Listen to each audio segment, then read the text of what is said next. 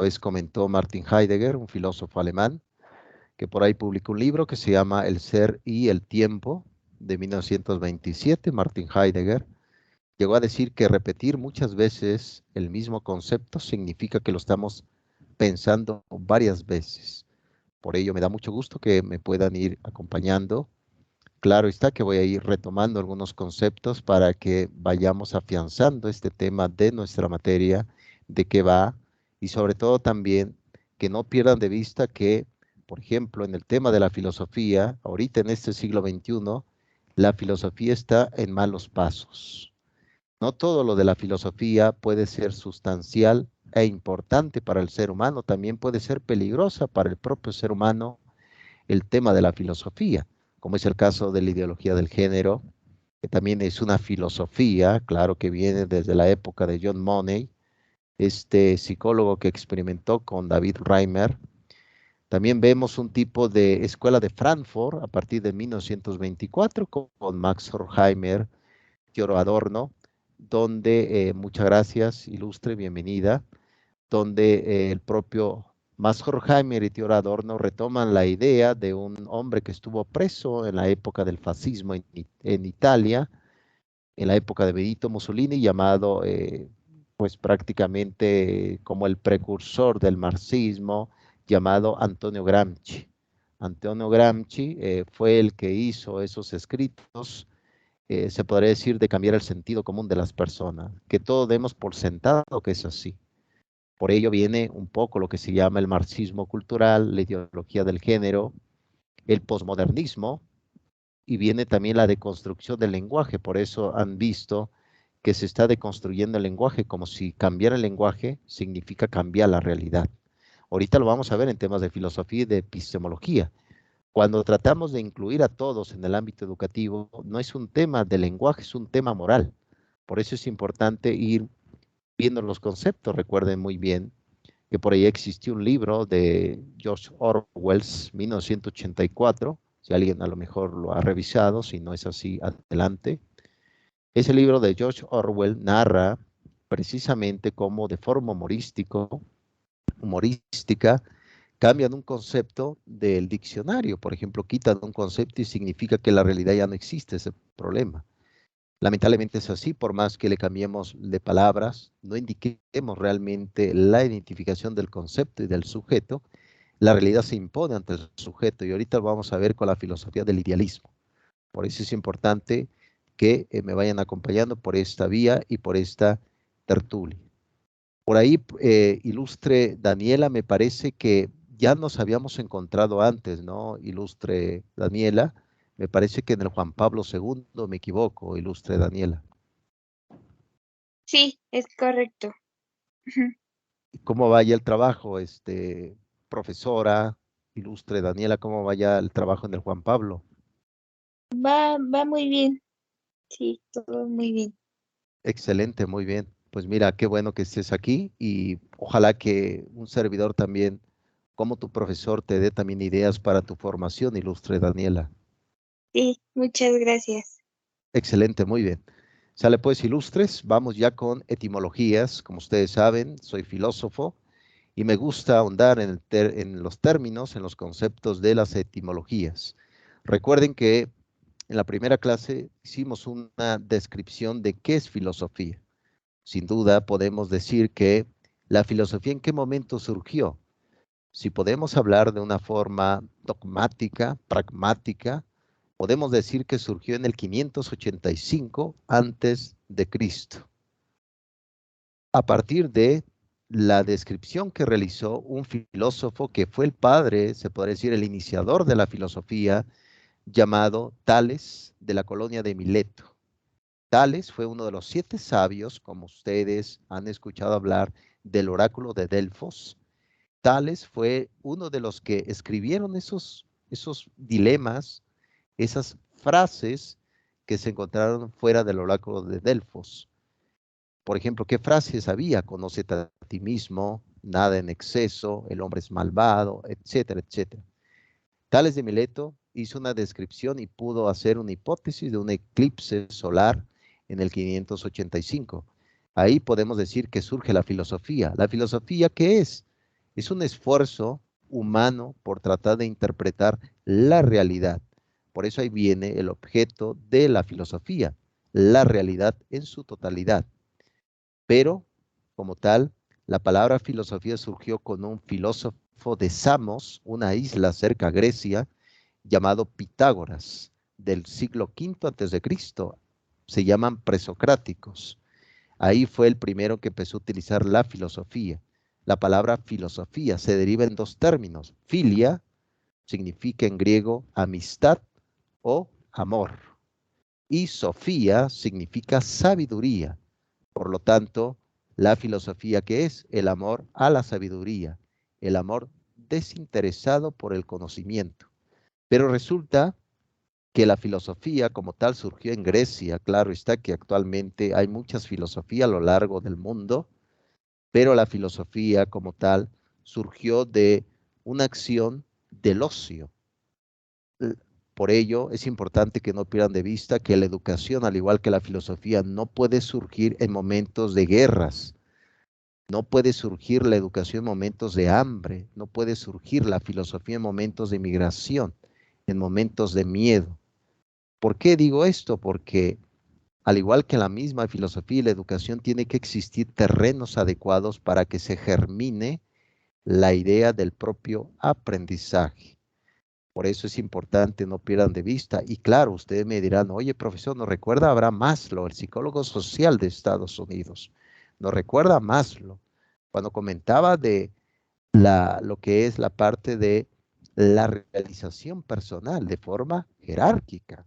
Si no, si tengo hambre, no puedo estudiar. Si tengo estas necesidades, no puedo adquirir un conocimiento. Por ello, es difícil también traer a la filosofía en esta época, porque la filosofía causa molestia, la filosofía causa mucho enojo, porque te ayuda a los sujetos cognoscentes, a los estudiantes, a los que están aquí presentes, a pensar su propia vida, a pensar y a reflexionar la vida. Recuerde la frase de René Descartes, cogito ergo sum, pienso, luego existo. Por ello, la filosofía, ¿qué es? Amor a la sabiduría, un amor desinteresado. Esa es la primera etimología que podemos hacer de esta vertiente. Muy bien, vamos entonces, ¿qué es epistemología? Recuerden que ahorita vamos a ver el mito de la caverna, donde ustedes se van a dar cuenta cómo se narra un concepto de epistemología.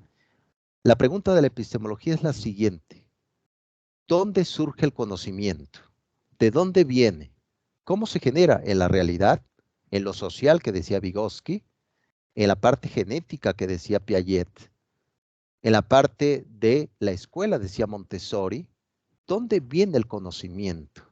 Ahorita lo vamos a ver.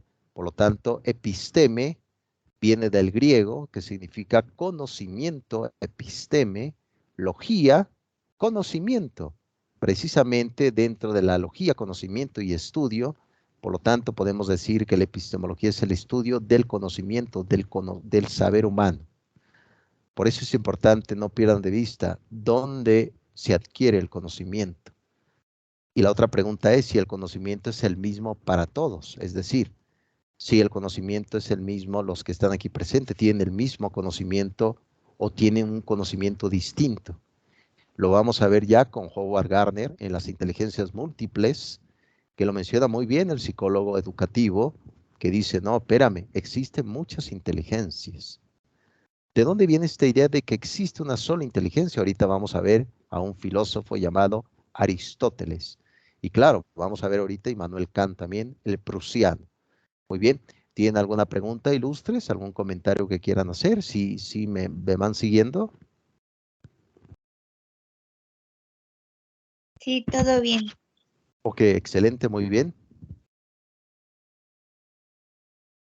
Ok, perfecto. Muy bien. Bueno, ahí poco a poco realicen ahí algunos comentarios ilustres. Recuerden que lo que se pretende es hacer un constructivismo en esta lejanía, en este tipo de parte virtual. Excelente, ilustre. Muchas gracias. Gracias, Valdés. Gracias. Muy bien. Eso es precisamente el concepto de la epistemología. Ahora viene otra palabra que significa ¿qué es educación? Recuerdan que la palabra educación es más antigua que la propia pedagogía. La pedagogía surgió en Grecia, surgió en especial con Platón, en su academia. Ahí podemos decir que surge la pedagogía. La pedagogía es la forma, es la ciencia cómo debe de organizar la educación. La educación es muy antigua, desde las primeras comunidades de Egipto, sumerios, mesopotámicos, babilónicos, judíos, etcétera, etcétera. De ahí viene el ámbito educativo, porque la educación surge desde la informalidad. Tiene formalidad en el momento que se encuentra con la pedagogía. Por lo tanto, la educación, ¿qué significa en lengua latina? Significa alimentar, educere. Educere se escribe, pero se pronuncia educere, alimento, alimentar. Entonces es correcto decir, oye profesor, entonces vamos a salir obesos de su clase. Ese es mi plan, que salgan, decir, oye profesor, estoy muy obeso de conocimiento. Perfecto, me parece excelente, porque vamos en un buen camino. Y de ahí precisamente viene la idea de Sócrates con la mayéutica, el arte de parir, el arte de dar a luz. Una vez estando obeso, a que dar a luz el conocimiento, producir ideas, donde estemos, en la parte laboral, en la parte formativa y en la parte de su propia profesión. Eso es importante. Y también la palabra educación viene también con otro concepto que se malinterpretó a lo largo de la historia, el concepto de alumno. Recuerden que la palabra alumno no viene del griego, viene del latín, porque si viniera del griego, alumno significa sin sombra, sin luz, significa si viniera de la lengua griega. Pero como tiene un origen en el mundo latino, la A no es privativa en latín, en griego sí lo es. Por lo tanto, alumno significa comer, comer, es lo que significa en latín la palabra alumno. Por eso es importante, ilustres, que nuestra materia va de la mano con eso. Por ahí está un pensador, sacerdote, filósofo llamado Octavio Fulán, que por ahí tiene un libro que se llama La filosofía de la educación.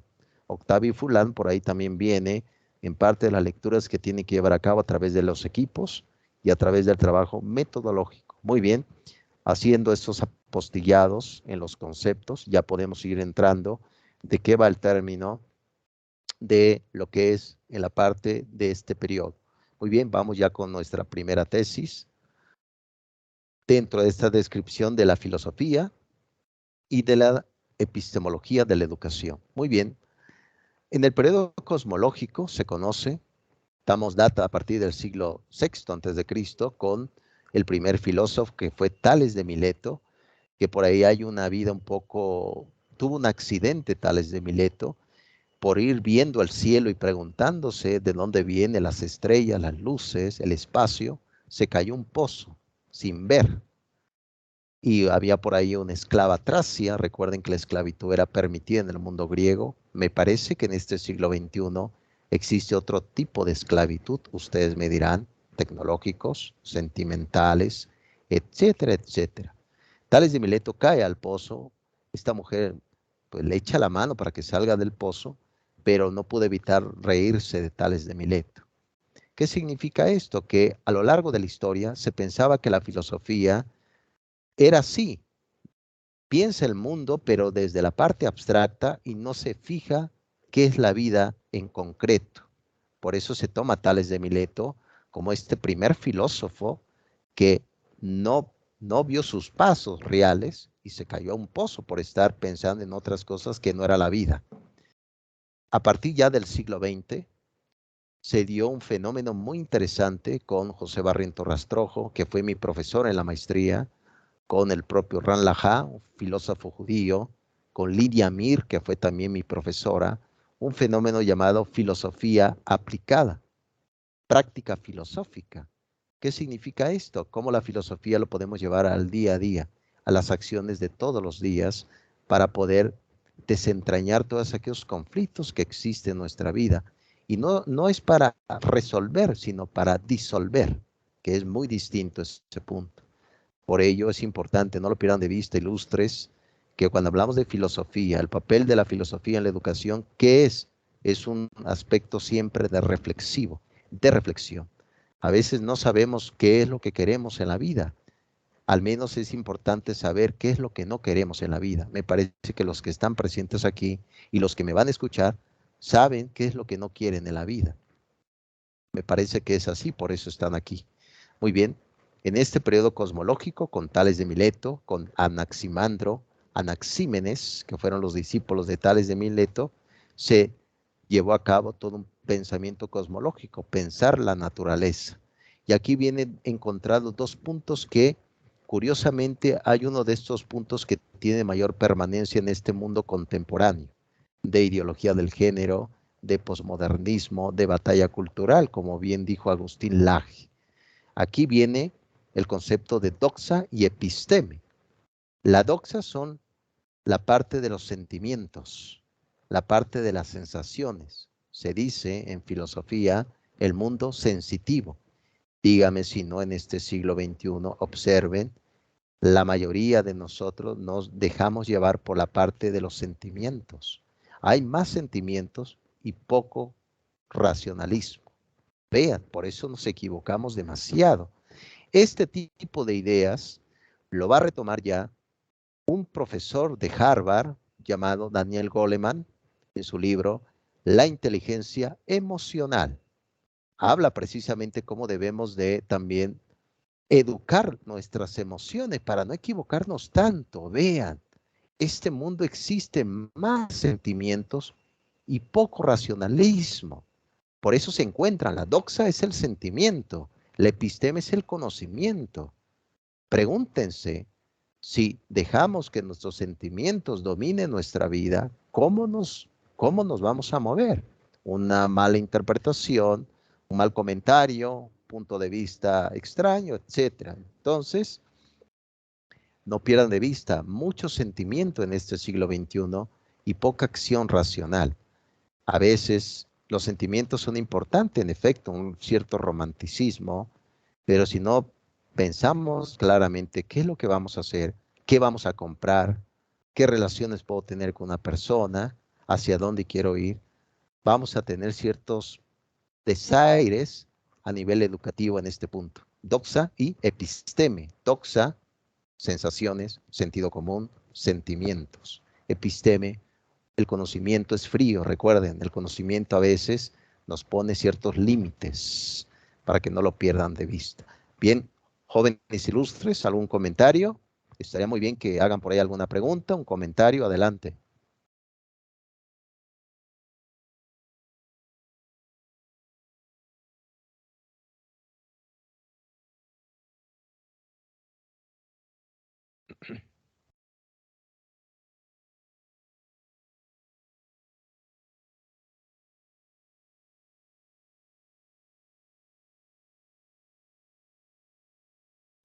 Adelante, jóvenes, no tengan miedo. No tengan miedo, jóvenes, no se preocupen. Vamos a ver aquí el chat. Dice Fernanda, me sonó a como cuando dicen que sus cabezas les dicen una cosa y su corazón otra. En efecto, Fernanda, recuerda que dijo Vlad Pascal que el corazón tiene razones que la razón desconoce. Suena así, ilustre Fernanda, ¿no? En efecto, ya cuando se baja el impulso emocional, la he regado, ¿no? ¿A poco no hacemos esas deducciones ya después de haber pasado ese momento de euforia? Fíjate que decía Aristóteles, Fernanda, en su libro La ética nicomaquea, Aristóteles llegó a decir que enojarse con la persona correcta en el momento correcto no es fácil. Imagínate nada más que eso es lo que hemos hablado, porque cuando hablamos de filosofía y epistemología de la educación es cuál es el papel del alumno en el aula de clases, cuál es el papel del docente. Si el docente lo toma todo personal, va a fracasar en la profesión, al igual que el estudiante. ¿No lo creen? O en la parte laboral también, ¿no? Es decir, no todo debe de ser personal, pero cuando nos secuestran nuestras emociones, ay, cuidado con eso, Fernanda, cuidado con eso. Veo que por ahí está generando cierta ironía, me parece excelente. Aquí dice su compañera Madeleine, dice todo muy claro, maestro, gracias, muy bien. Gracias por ese por esa corrección, ilustre Fernanda. Sin duda alguna, me parece que sí. Vamos en ese camino. ¿Alguien más, jóvenes, quieren hacer una apostillado, un comentario, una pregunta? Sí, sí me estoy dando a entender, jóvenes, si me siguen el tema de lo que vamos.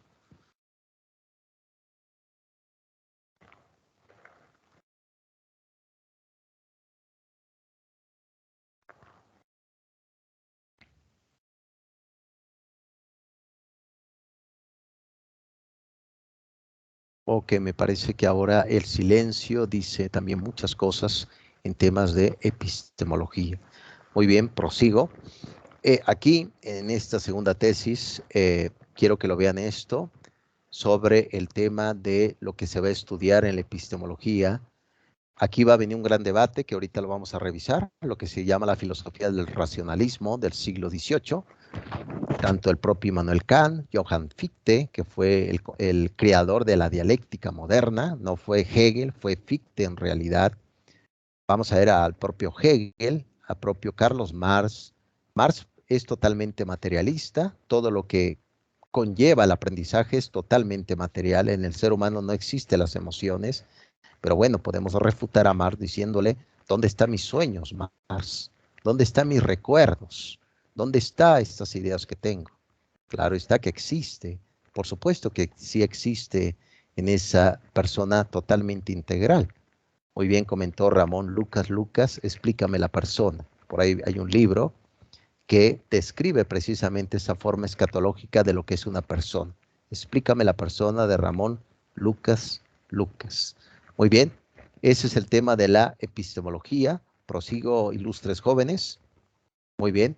Y aquí pues uno de mis tocayos en filosofía, un ilustre filósofo, ha resonado a lo largo de la historia, eh, estudió periodismo, se dedicó a la parte del periodismo, pero también se doctoró en filosofía, un hombre del siglo XX, pensador sobre la realidad, escribió libros, Revista de Occidente, Meditaciones sobre el Quijote, La rebelión de las masas y otros libros también de filosofía. Hay un lema que comenta el propio José Ortega y Gasset en Meditaciones sobre el Quijote. Lo toma de Don Quijote de la Mancha, en efecto, cuando dialoga con su escudero, Sancho, y le dice, Don Quijote, soy yo en mis circunstancias. Si yo no me salvo, nadie me salvará. Al final de cuentas, recuerden jóvenes que cuando hablamos del tema de aprendizaje, de conocimiento, de filosofía, la vida siempre será un acto particular. Yo no puedo amar, por ejemplo, por Cecilia, yo no puedo amar por Daniela, no puedo amar por Fernanda, por Madeleine, no puedo vivir tampoco por otra persona. Me parece que a veces así es el error de la propia existencia. ¿Por qué? Porque uno pretende vivir la vida de otros en vez de vivir nuestra propia vida con nuestros sinfín de dificultades, limitaciones, todos tenemos limitaciones, pero soy yo y mis circunstancias. Por eso es importante y ese es el gran, se puede decir, la gran crítica que se le hace a este tipo de sociedad posmoderna. Por eso surgió, por ejemplo, el metaverso, tipos de tecnologías, donde si mi vida no me agrada, me voy al metaverso y ahí soy todo aquello que no pude ser en la vida real. Esa es la gran crítica que se está haciendo desde eh, Lipovetsky con la era del vacío, la sociedad de la decepción, Shulhan con la agonía del Eros, etcétera. Esa es la crítica que se le hace. ¿Por qué no vivir la vida? ¿Por qué no leer qué es realmente la vida? Por lo tanto, aquí el propio Ortega se nos dice de la filosofía. Bueno, la filosofía no sirve para nada, solamente para vivir. Por lo tanto, no pierdan de vista esto, el concepto de la misma filosofía. Lo que estamos haciendo aquí no es filosofía, sino filosofar, que es muy distinto. Filosofía son teorías de filósofos. Aquí estamos haciendo filosofar, pensar la vida y la educación desde este punto de vista también necesario. Muy bien, prosigo, ilustres, espero que me sigan. Si no es así, nos veremos en el topos uranos platónico. Muy bien, aquí como les comentaba, es el tema de las emociones. A lo largo de la historia de la propia epistemología educativa, se pensaba que las emociones solamente tenía cierta utilidad, que es a través de interactuar con uno mismo. Eso se pensaba, pero no es así. Al final de cuentas, vean, en un trabajo, en la educación, en el aprendizaje, estamos dando emociones en la interacción que hemos tenido con los demás. Esas emociones, a veces, llega un momento que se van, se van. Es importante regularla y es ahí donde entra el concepto de la propia razón. Daniel Goleman llegó a decir, debemos de ser pacificadores. Cuando entra, por ejemplo, un alumno muy enojado al aula de clases, si yo soy un pacificador emocional, le voy a decir, no te preocupes, explícame qué pasó. Claro, con esa voz ecuánime, pero si yo me pongo también enojado, va a terminar todo eso en una tragedia. Por eso debemos ser pacificadores. Eso es importante. Recuerden que no todo es racionalidad, también las emociones son importantes, siempre y cuando no nos controle toda nuestra vida. A eso se refiere el propio Daniel Goleman. Muy bien, prosigo. Y aquí surge una palabra que es importante, no lo pierdan de vista, muy utilizado en el ámbito de la propia epistemología, y también ha sido uno de los, se podría decir, flagelos en el nivel educativo. Si el alumno reproduce con cierta fe tajante todo lo que se les dice en el aula, el alumno repite todo lo que dicen en el aula y lo reproduce en su realidad. Y eso significa que no es aprendizaje, simplemente está repitiendo algo que memorizó. Pero si el alumno lo que ha aprendido en el aula no lo repite tal cual, sino lo interpreta, a eso le llamamos poiesis. Esa palabra griega significa creación, creación, invención, invento. Por eso se ha dicho que el papel de la escuela es corregir defectos y proporcionar virtudes. Pero un alumno, un estudiante, no debe ser un espejo de otro, debe de ser su propio reflejo dentro del mundo del aprendizaje. Por eso se habla del concepto de la poiesis como una creación constante dentro de la identidad del propio aprendizaje. De eso se trata prácticamente nuestra materia filosofía y epistemología de la educación, de que ustedes vayan haciendo sus propias creaciones intelectuales. Claro está, estoy seguro que aquí hay muchas personas también de mucha fe. No pretendo usurpar la idea de Dios como creador de la nada, como inmutable. No, no, no. Me refiero a las ideas sociales. Nada más a eso me refiero en temas de la poiesis, de la creación de la propia concepción. No hay que repetir, sino interpretar. A eso se le llama también hermenéutica, el arte de la interpretación. Claro está el propio George Gadamer en su libro Verdad y Método, la hermenéutica moderna como se conoce. Muy bien, prosigo. Bien, jóvenes, aquí ya es hora que participen, jóvenes. ¿Tienen algún comentario, algún punto de vista, etcétera, etcétera?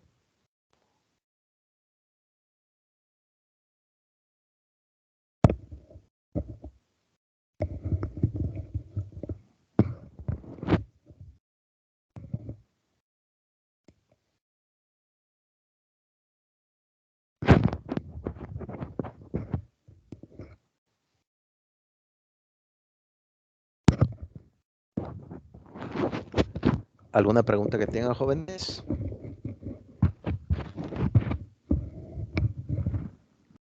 Ok, aquí dice Fernanda. Yo por el momento no, maestro. Gracias. Gracias a ti, ilustre Fernanda. ¿Alguien más, jóvenes? ¿Alguna pregunta que tengan por ahí?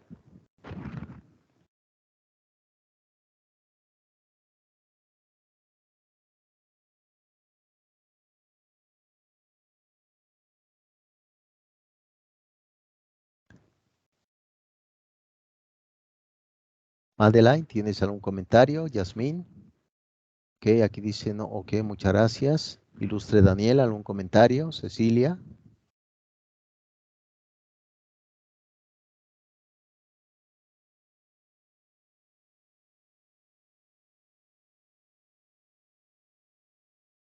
Ok, creo que aquí están escribiendo.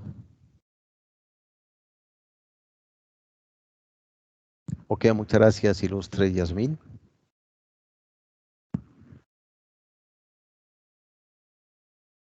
Ok, perfecto, excelente, Daniela, gracias. Excelente, muy bien. Me parece que sí, un servidor se está dando a entender. Recuerde que nosotros, los filósofos, por academia, eh, hablamos totalmente en gran énfasis irónico y a veces no nos damos a entender, ¿no? Entonces, por eso es importante que me sigan en este tipo de conceptos. Y ahorita vamos a ver ya lo que es filosofía idealista, que por ahí viene la plataforma, el idealismo.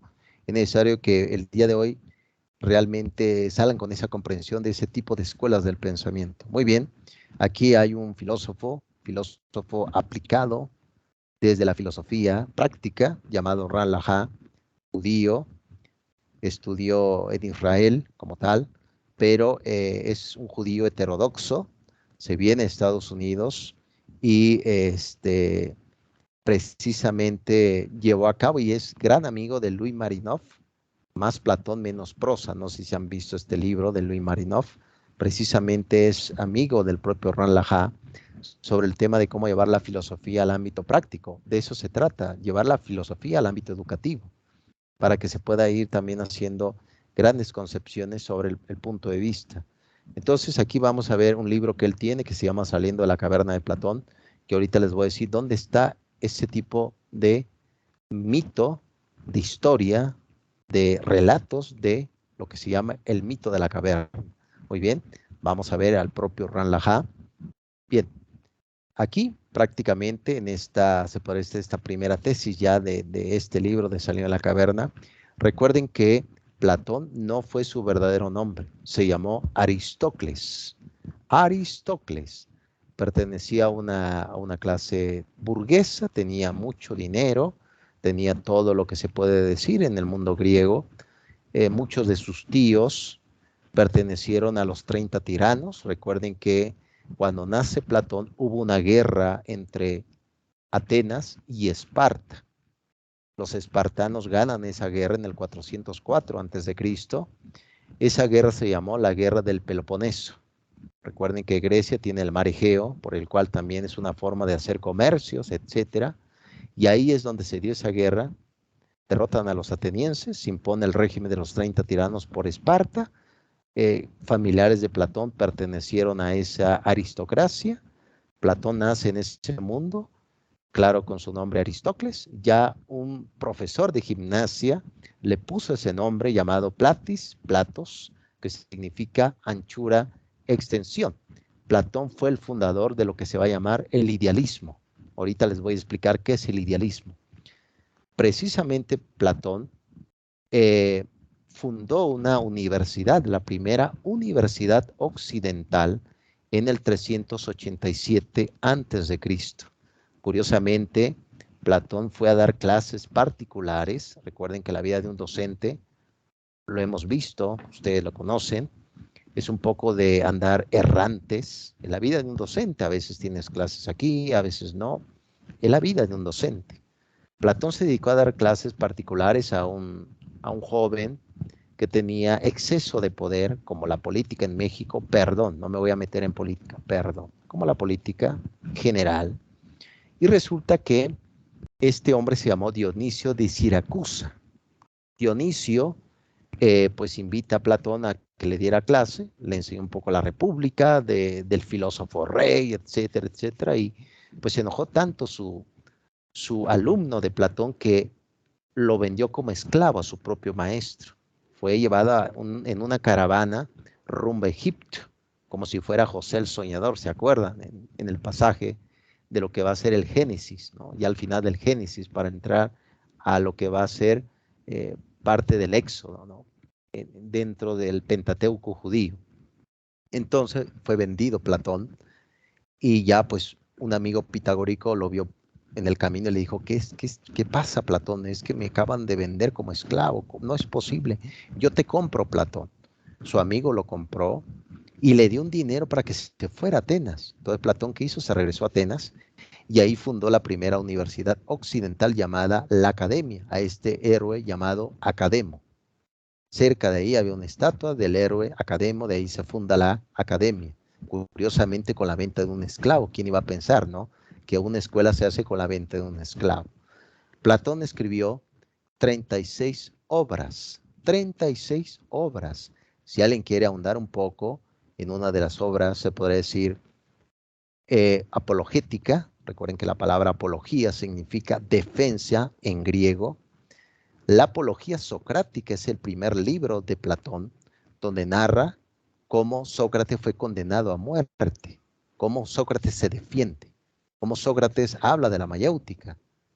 Si alguien quiere leer eso, adelante. Si alguien quiere leer un libro sobre el amor, que me imagino que les interesa a los que están presentes aquí, puede leer El Banquete.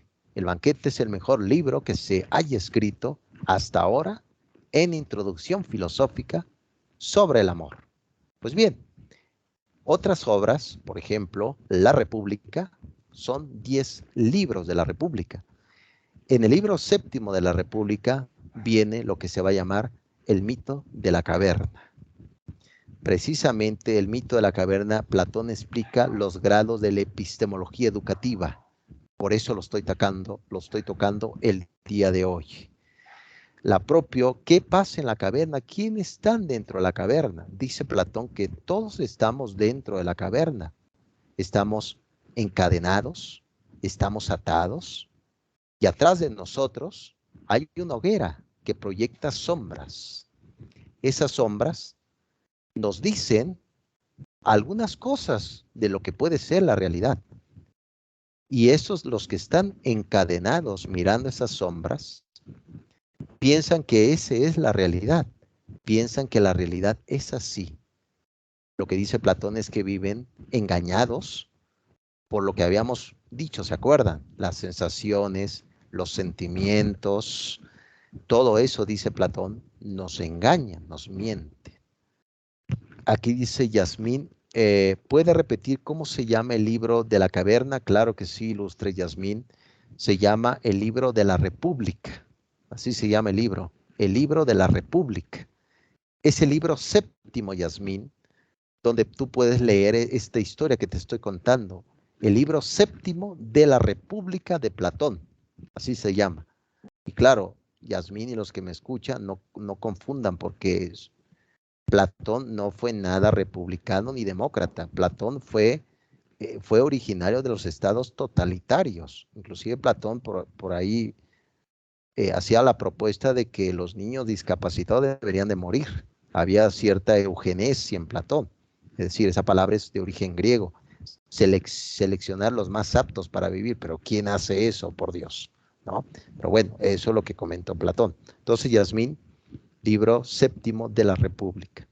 Ahí están encadenados, pensando que eso es la realidad. Uno de ellos sale, logra escapar de la caverna, sale de esa caverna y se da cuenta que lo que estaba pasando dentro era pura mentira, puro engaño, pura falsedad. Entonces lo que nos dice Platón es que existe grados del conocimiento por el cual uno puede ir saliendo de la caverna. La pregunta aquí es, ¿qué es la caverna para nosotros en este siglo XXI? ¿Nuestra casa? ¿El trabajo? ¿La sociedad?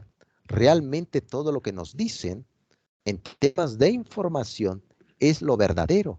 ¿Es lo correcto o no? Pregúntense todo eso, jóvenes ilustres, porque al final de cuentas, cuando hablamos de epistemología, hablamos también de observar la realidad, no una mentira, sino una realidad. Por eso, dentro de este grado del conocimiento surge pequeños grados para Platón en temas de epistemología. Por un lado, recuerden que Platón divide el mundo en dos partes, el mundo sensible y el mundo inteligible, el mundo de las formas, el mundo de las ideas. Por eso Platón llegó a decir, cuando nací, lo sabía todo. En cuanto fui creciendo, lo olvidé. Para Platón, no se viene a aprender al mundo, no se viene a adquirir un conocimiento o un aprendizaje al mundo, sino se viene a recordar lo que el alma ya sabe, dice Platón. Recuerden que Platón pensaba y creía en la metempsicosis, es decir, en la reencarnación del alma. Recuerden que hay filosofías religiosas que creen en eso. Por ejemplo, los hinduistas de 2500 a.C., los budistas del siglo VI a.C., creen en eso, en esa reencarnación del cuerpo. Bueno, reencarnación del alma en muchos cuerpos.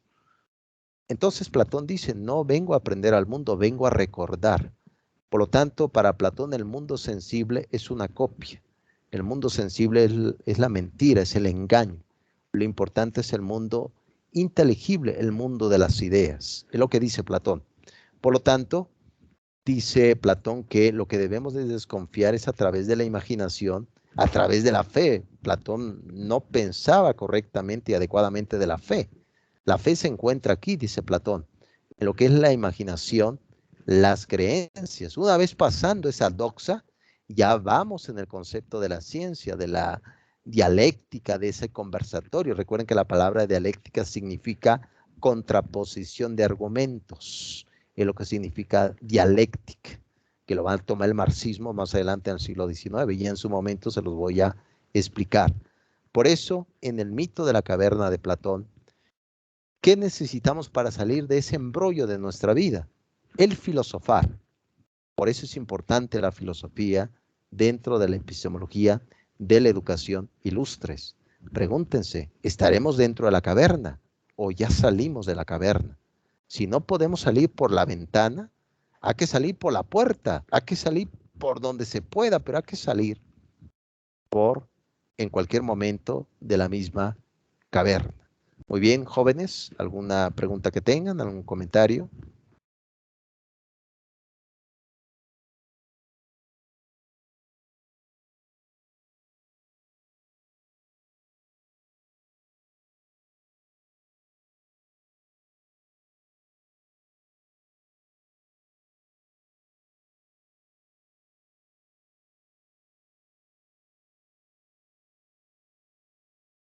¿Alguna pregunta que tengan, jóvenes?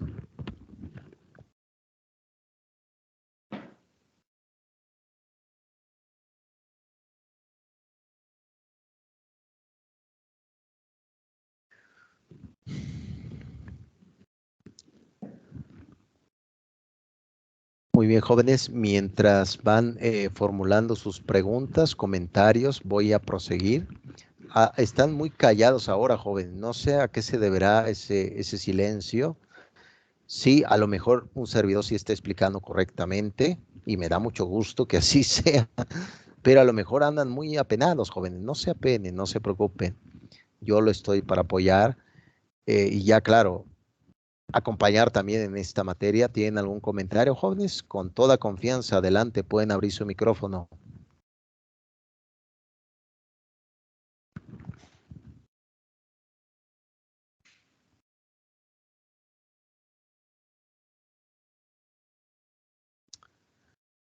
Muy bien, bien, hay cualquier cosa lo van exponiendo, jóvenes. Muy bien, vamos a proseguir. Ahorita les voy a explicar qué es la filosofía idealista, que ahí viene la plataforma, que es importante, no lo pierdan de vista. Mientras estoy hablando de forma general, muchas gracias, Ilustre, gracias, Valdés, gracias por tu comentario. Al menos me da gusto que sí, me va siguiendo en estos conceptos. Muy bien. A ver, vamos a ver. Ok.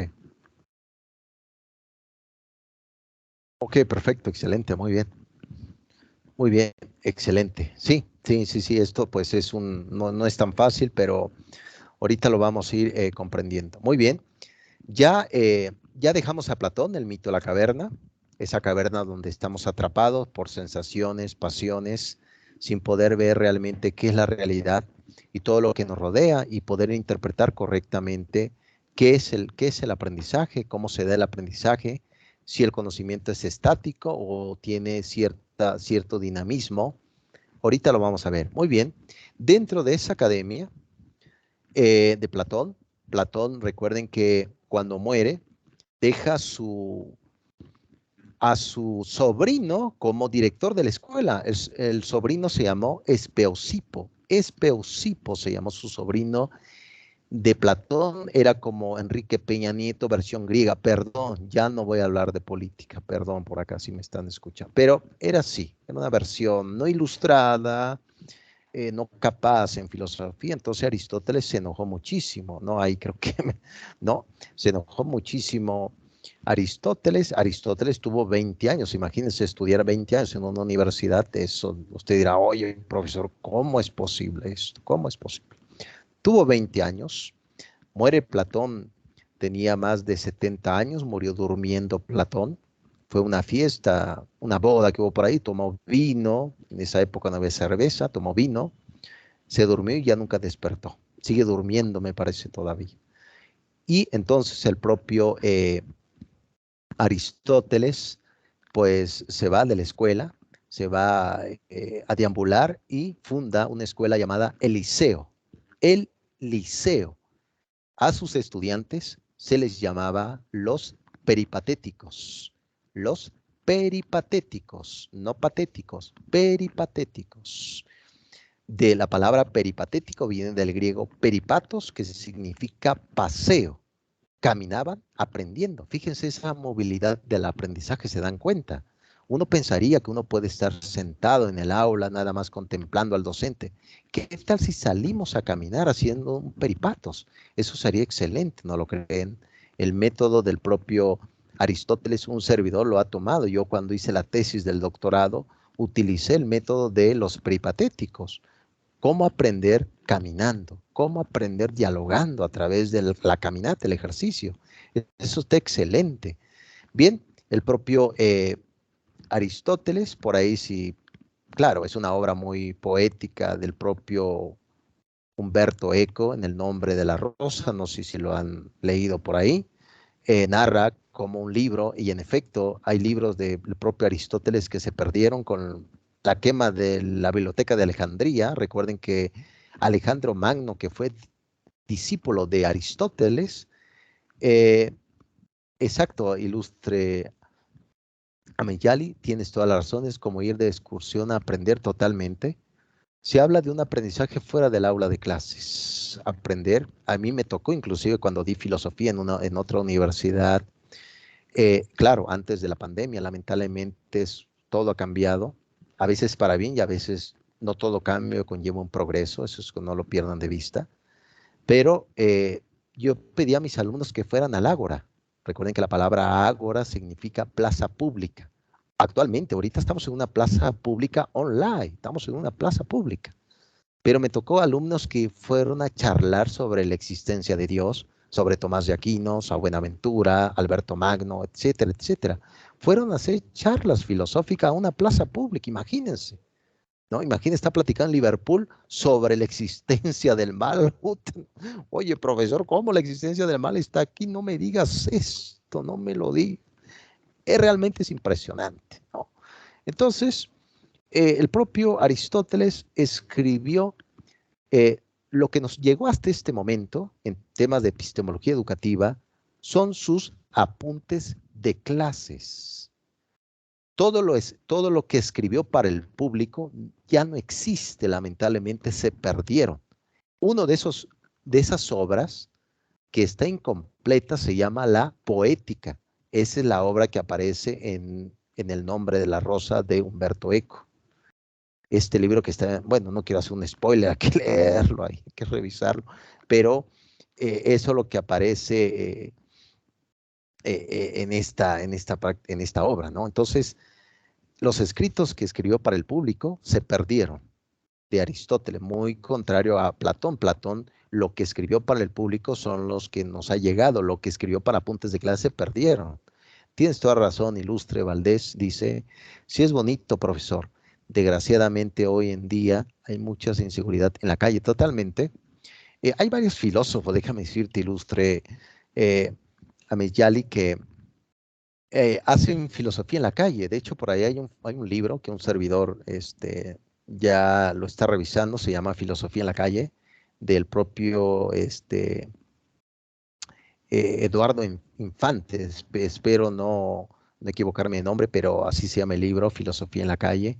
Sí, hay muchos que hacen filosofía en las prisiones, hacen filosofía en la calle con jóvenes pandilleros, imagínense nada más hacer filosofía ahí, fuera un evento impresionante. Conozco a varios filósofos que hacen eso y eso es impresionante. Bueno, en ese momento estamos haciendo filosofar, entonces vamos en ese camino. Lamentablemente sí hay mucha inseguridad para poder llevarnos a cabo ese tipo de conocimiento, pero bueno, de eso se trata, ¿no? Ese tipo de el conocimiento. Muy bien. Eh, Aristóteles nació en Estagira, una comunidad macedónica, no era griego, era de Macedonia. Estamos hablando a partir del siglo IV antes de Cristo. Su padre fue Nicómaco, fue médico de el rey Amita II, fue médico en esa corte. Por eso Aristóteles, cuando Filipo de Macedonia sube al poder y tenía un joven de 13 años llamado Alejandro Magno, le pide que sea su maestro por esa descendencia que había de ese contacto familiar. Aristóteles fue maestro de Alejandro Magno y el propio Aristóteles llegó a afirmar lo siguiente en temas de epistemología educativa. Dice Aristóteles que el conocimiento siempre es el mismo a lo largo de la vida, no cambia, no cambia, siempre es el mismo.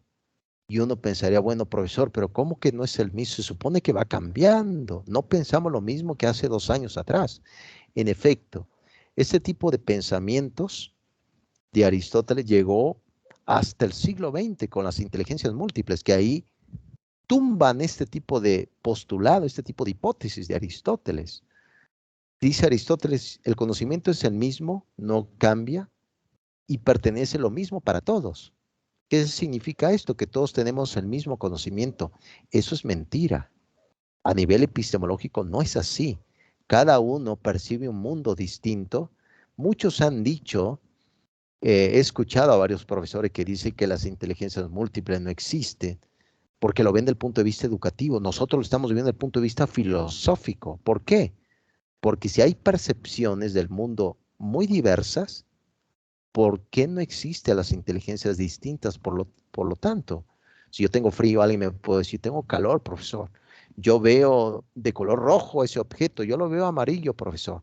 Esa es la forma como perciben el mundo. Eso no es educación, es epistemología. Por eso Aristóteles lo llegó a decir.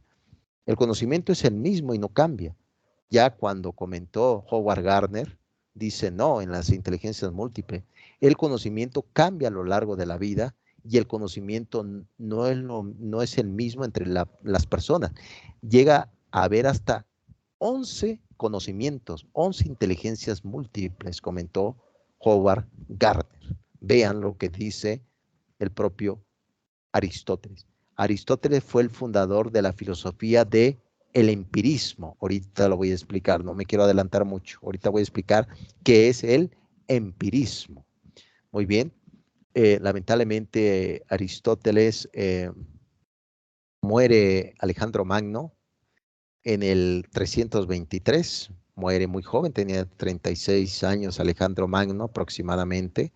Y como Aristóteles apoyó a los macedónicos, fue atacado, casi lo iban a matar en Atenas, huye de Atenas, ya al final de su vida, un año después muere y pues deja todo el testimonio de sus escritos, la metafísica, que son 14 libros, yo ya los leí, los 14 libros de la metafísica, la física, las tres éticas, granética, ética nicómaco, ética nicomaquea, etcétera. Y dentro de la ética nicomaquea, ahorita les voy a hablar un tema de la felicidad, que ahí lo comenta muy bien nuestra sesión de filosofía y epistemología de la educación.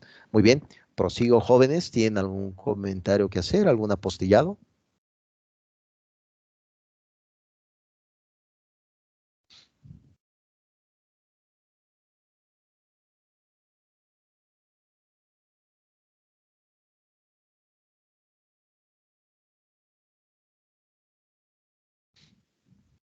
¿Alguna pregunta, ilustres?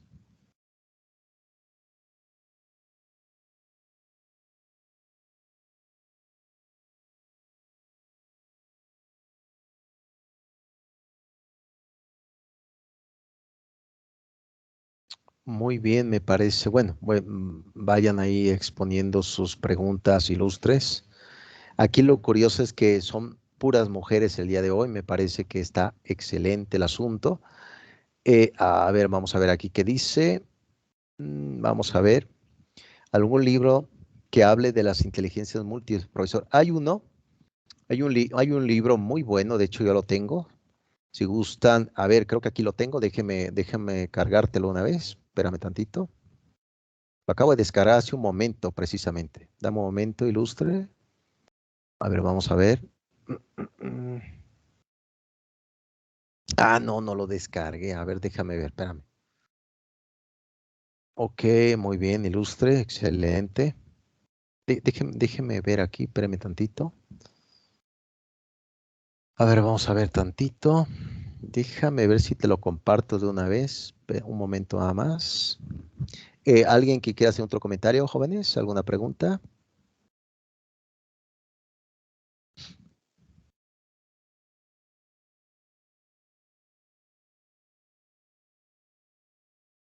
Ok, perfecto.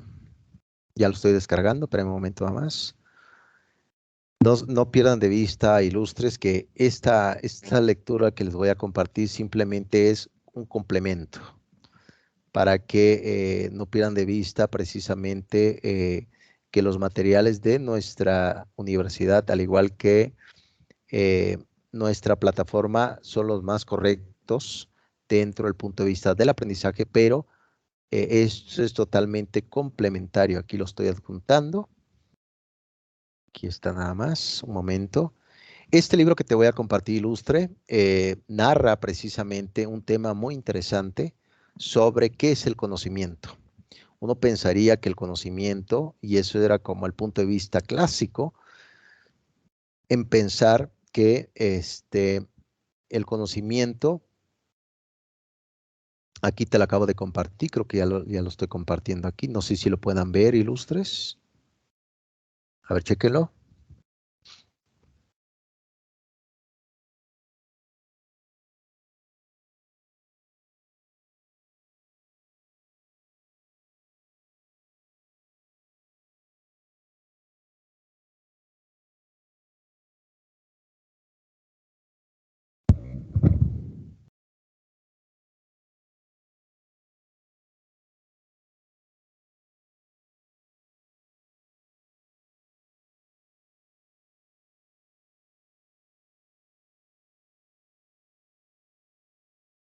Sí, aquí dice Cecilia.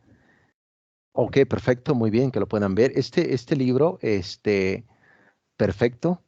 Este libro, si lo pueden echar un vistazo, está excelente porque uno pensaría que el conocimiento es resolver ecuaciones matemáticas, es una persona inteligente, tiene conocimiento, pero no es así. Aquí lo que nos narra el propio Garner en este tipo de inteligencias múltiples es que el propio conocimiento va más allá, relaciones personales, relaciones sociales, saber solucionar problemas, todo eso es un complemento y eso nos ayuda poder entender lo complejo que es el conocimiento, solamente decir, es que él es tiene grandes conocimientos, sí, pero no se puede relacionar con las personas. No podemos hablar de una persona inteligente, por lo tanto. No, entonces, eso es importante que no lo pierdan de vista. Muy bien, ya también para ir terminando, ilustres, no les quiero quitar mucho tiempo, espero que se lleven un buen sabor de boca con este viejo filósofo, espero que así sea. Muy bien, vamos con un prusiano, filósofo que nunca salió de su comunidad. Precisamente Immanuel Kant nace en 1724 y muere en 1804. Lamentable, el propio Immanuel Kant eh, llegó un momento que olvidaba todo lo que hacía.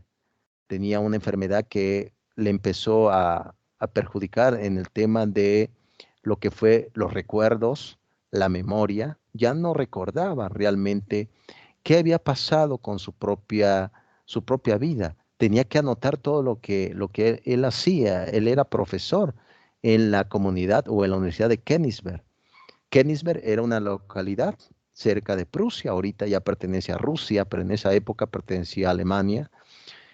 Y Manuel Kant, él fue lo que se va a llamar la epistemología moderna. Con Immanuel Kant inicia lo que se va a llamar la epistemología moderna. ¿Qué significa esto? Que ya no el objeto determina quién soy yo, sino también el sujeto determina qué es el objeto. El objeto es el aprendizaje, ilustres. El objeto es la educación. Si pueden observar ahora que fuimos en este éxodo a la casa, fuera precisamente de lo que fue la comunidad universitaria, educativa, echemos un vistazo a las escuelas, estaban solas. Ese es el objeto, carece de sentido en efecto. Aunque el objeto tiene realismo, ahorita vamos a ver qué es el realismo, pero aún así podemos decir que el sujeto determina la realidad de lo que es el objeto educativo. Vean, por eso no pretendamos en decir, es que tenemos buena tecnología. No es suficiente para aprender. Se necesita que alguien enseñe esa buena tecnología. Ese es el sujeto. Tenemos una escuela maravillosa. No es suficiente. Necesitamos buenos docentes. El sujeto, el objeto no es suficiente para aprender, dice Immanuel Kant. No pierdan de vista. Y a veces ahí caemos en ese error, se podría decir didáctico, en ese error también de interpretación, en decir, bueno, solamente basta con esto y descuidamos la parte del sujeto y de la parte del aprendizaje. Eso es importante que no lo pierdan de vista. Con Immanuel Kant se inicia lo que se va a llamar la epistemología moderna, o comúnmente le llamó Immanuel Kant la revolución copernicana. No, dale el giro a las cosas. El propio Immanuel Kant escribió Crítica a la razón práctica, Crítica a la razón pura, La metafísica de las costumbres, La religión dentro de los límites de la pura razón, un libro muy controvertido, y algunos textos también sobre punto de vista epistemológico. Muy bien, prosigo ya con el propio Immanuel Kant, ya también para ir terminando, y aquí en la última diapositiva es importante que no pierdan de vista este tipo de conceptos que lo voy a explicar para que no lo pierdan de vista porque ahí viene la plataforma y lo tengan muy presentes. Bien, empezamos ya con la filosofía, la epistemología del idealismo. ¿Quién fue uno de los iniciadores del idealismo? Fue el propio Platón. ¿Qué dice el idealismo? Que la realidad no se puede conocer en su totalidad. La realidad no se puede conocer. Entonces, ¿qué puedo yo hacer como sujeto que no puedo conocer la realidad? Me debo de adecuar a ella. Como profesor, ¿cómo que me debo de adaptar a toda la realidad si a veces la realidad no es la más correcta posible?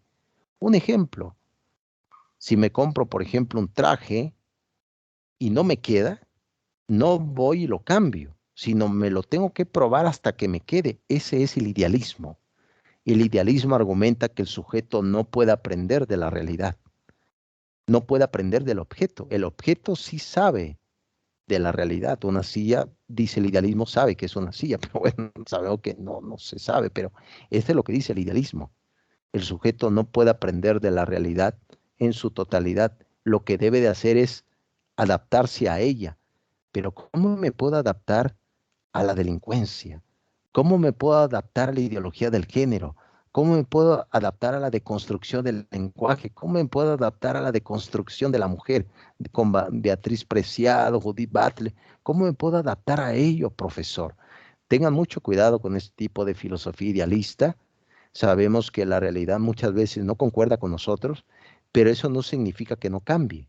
El sujeto, como decía Manuel Kant, lo acabamos de ver, el sujeto puede transformar la realidad, por supuesto que sí, por supuesto que sí. Recuerden, el idealismo afirma que la realidad no se puede conocer. Muy bien, esa es la filosofía del iniciador llamado Platón.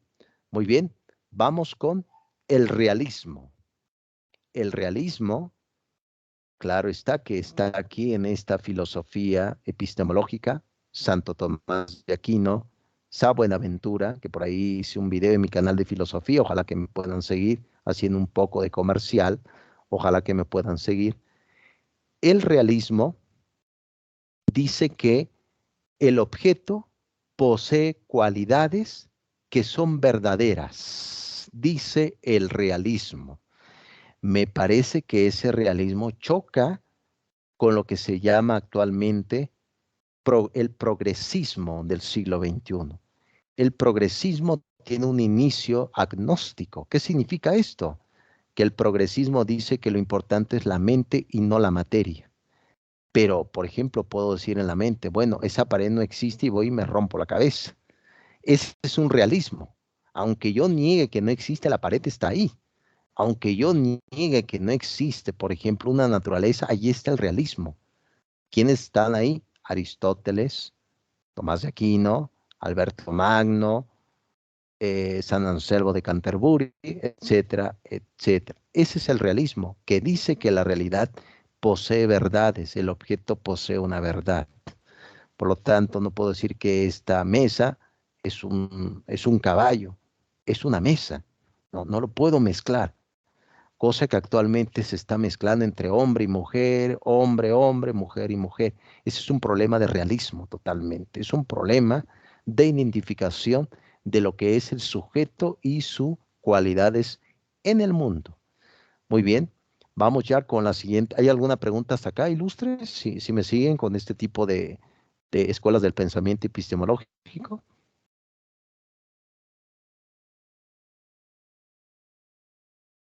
¿Tienen algún comentario, ilustres?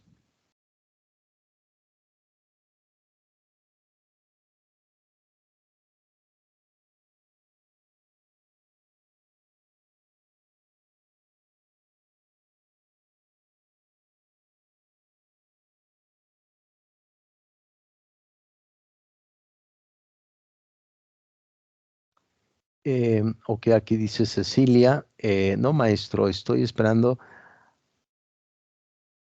a que llegue al empirismo. Bueno, vamos para el empirismo. Excelente, muy bien. Excelente, Cecilia.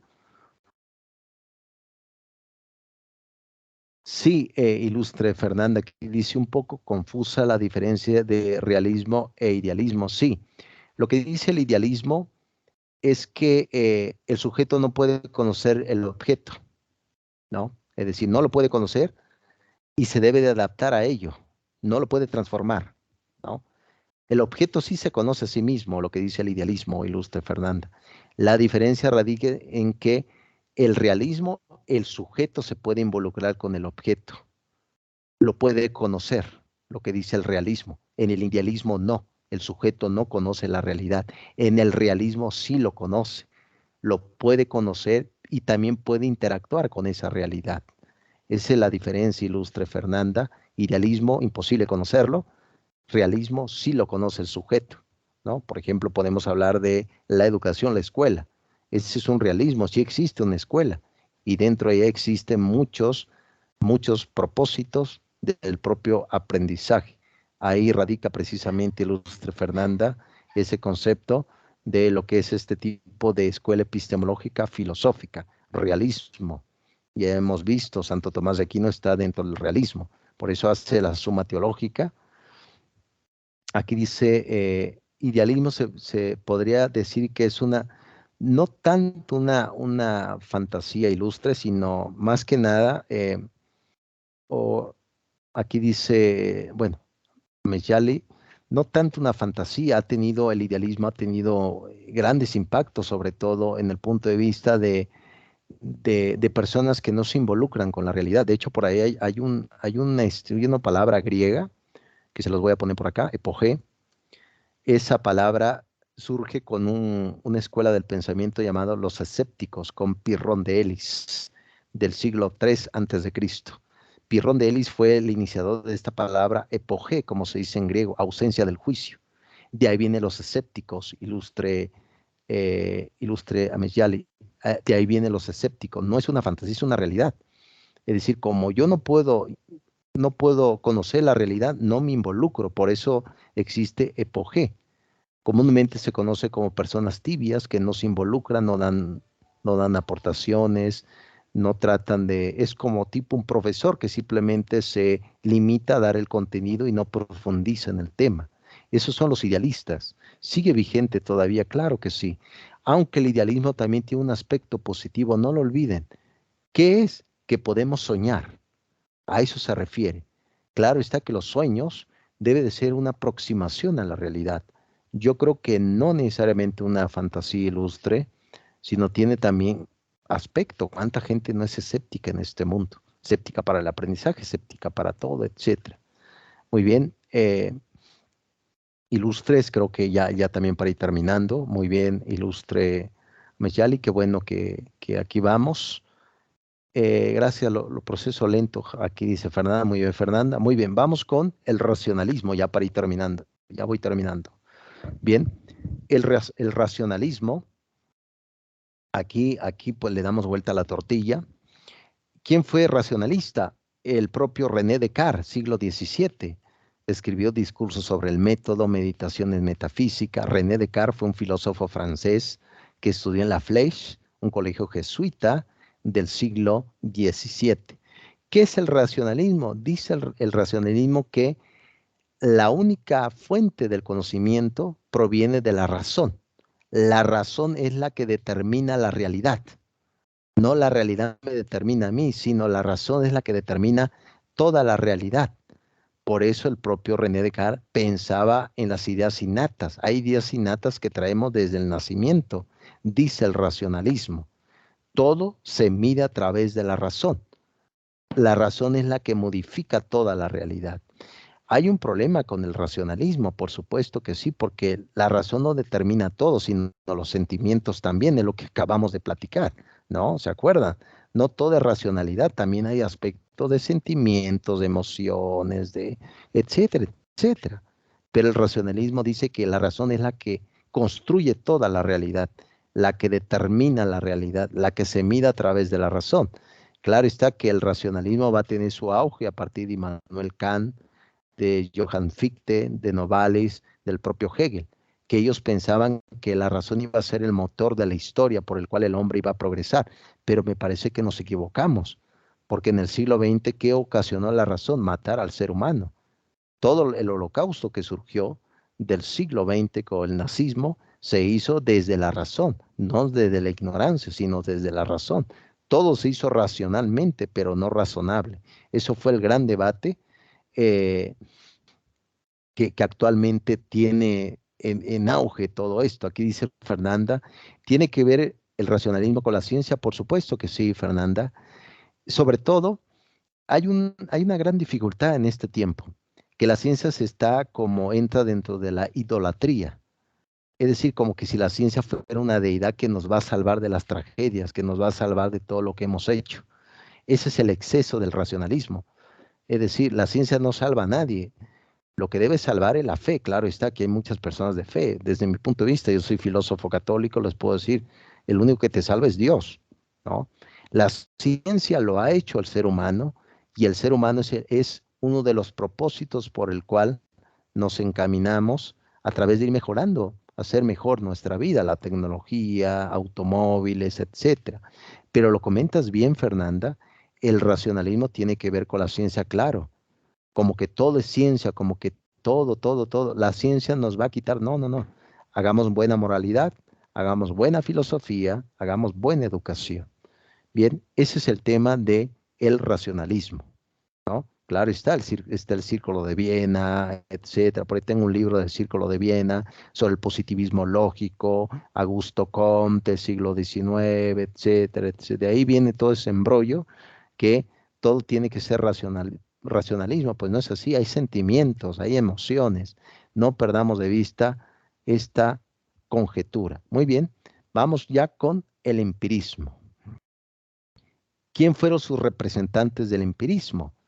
Estuvo John Locke, siglo XVIII, estuvo David Hume, bueno, David Hume fue escocés, por ahí se escribe Tratado sobre la naturaleza humana, Tratado sobre el entendimiento humano, tanto el propio John Locke, también el propio Aristóteles fue empirista.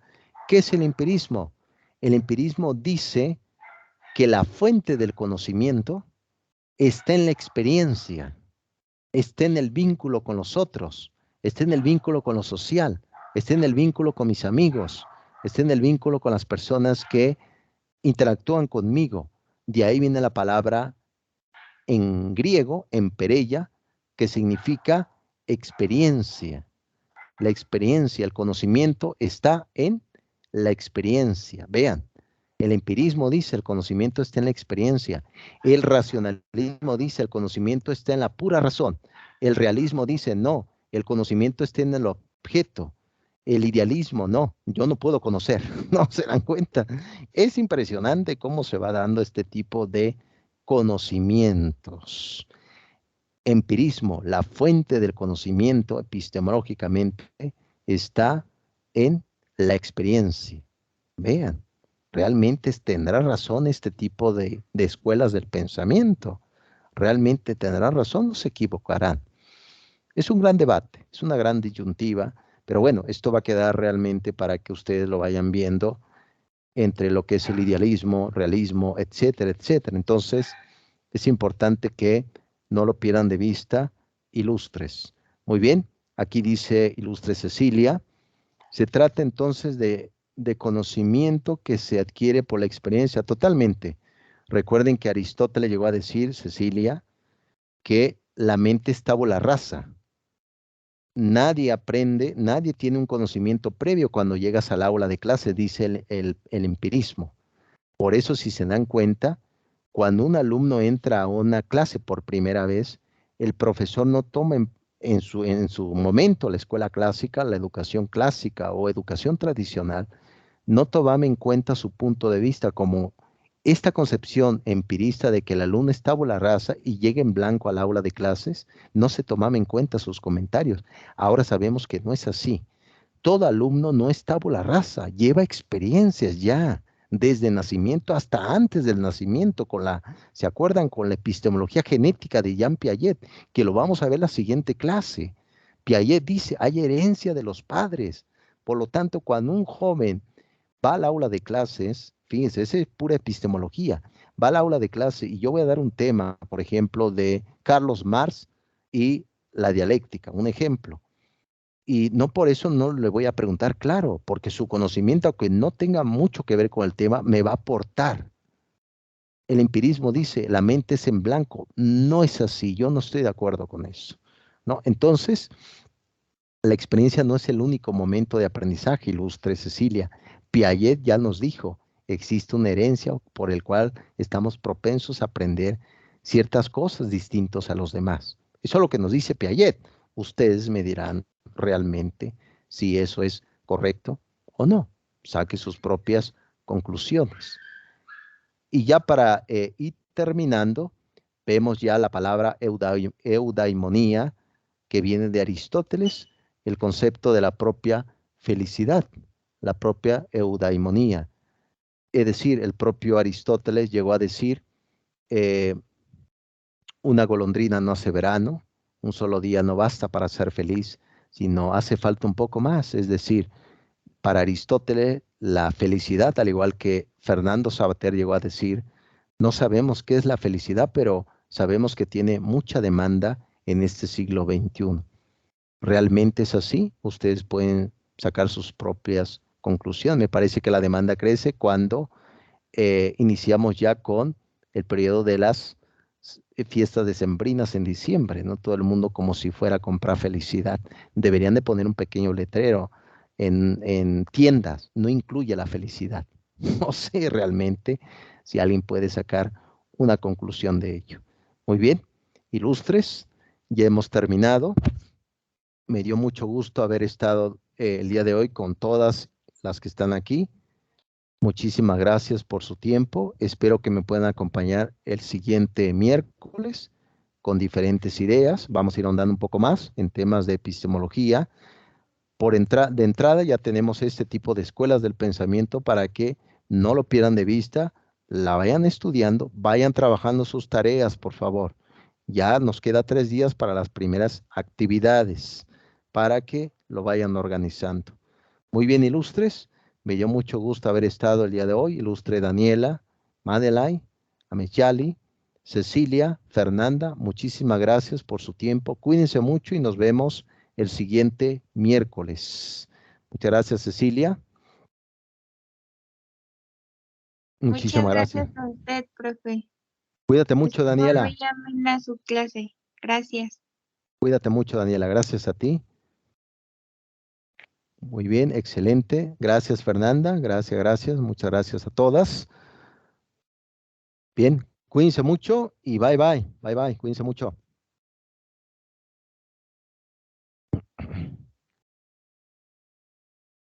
Gracias, gracias. Bye bye.